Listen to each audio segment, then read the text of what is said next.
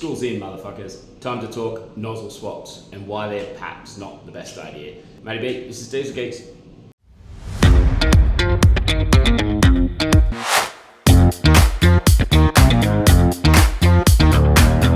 Okay, nozzle swaps are obviously done very often and very commonly.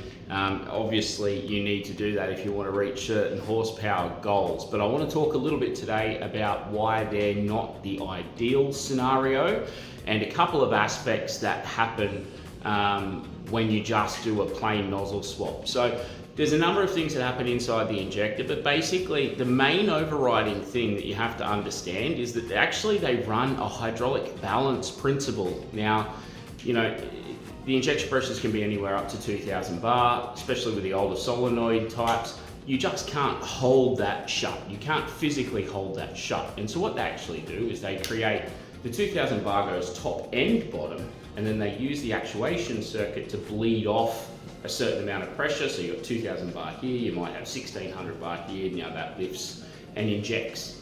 So it's a pretty simple principle. But what happens when we start to mess around with the flow rates of the nozzles is that we fuck up this balance, essentially. And so what ends up happening, if we have a look at some test plans, I'm going to show some pretty extreme examples so you get an idea of what it is. But so the flow rate of the nozzle is a fixed amount of fuel for however long it is open, right? And so if the nozzle has a higher flow rate, it should flow more all of the time. Now we're going to show you a standard 7780. We'll just use a 13 code Hilux injector for an example. And then we'll also show you guys what it is with a plus 50 nozzle in it, or 60 nozzle, let's say. It's a GTX one anyway. Now you can see this is a good example, right? It's going to the sort of other end of the extreme so that the values are more pronounced. But you can see that all of the short duration fuels, despite this thing flowing massively in the top end, all of these fuels are actually way lower. Even the cruise simulation, like where you're going down the highway, originally was like 26, 27, and now it's 15. And so where the fuck did this fuel go? It's a big problem, right? So let's talk about nozzle lift over time. So if we consider that this is lift and this is time, the standard one, you get your pulse here, and it would start to lift like this, and then the injector will balance out and it's lifted. When you start to mess around with the flow rate, it does this, right? And so maybe this is 200 and 400 US in this extreme example, right? And so the actual short duration in the test is only about here. So what ends up happening is that it never actually gets to full lift, and that's where all of our fuel has gone. We haven't lifted the needle properly. Now this is where it gets really interesting. So I guess the first thing to think about is that if the short duration fuels are less and there's less fuel at lower rail pressure, who really gives a shit? So let's get into the mechanisms that are at play here, right? Now let's talk about lift first. Okay, so now we've established that the lift is a little bit slower, but again, who gives a fuck? Right, this is where it gets really cool, right? I'm not winning any awards for drawing here, but right, let's have a look.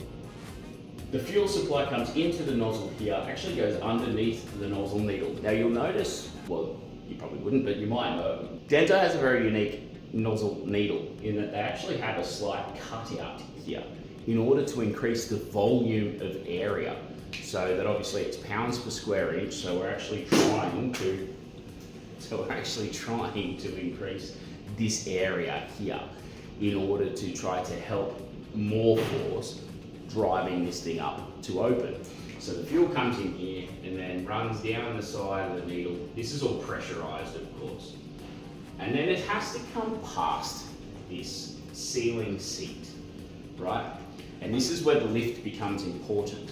So remember, these nozzles flow more. And virtually the only reason why they flow more is because these holes in the end here have a larger cross-sectional area, right? And I mean, we're talking very small numbers here. So like a 7780 13 code injector, we'll stay with that example, has a hole 0.15 millimeters. And the difference between the 11 code and the 13 code is 5 thousandths of an injector, of a millimeter, crazy.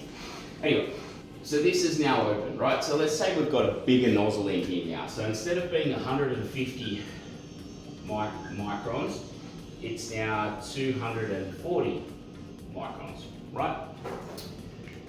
What ends up happening, right, we have a slower lift. So now we get a pressure drop into what we call the sac volume.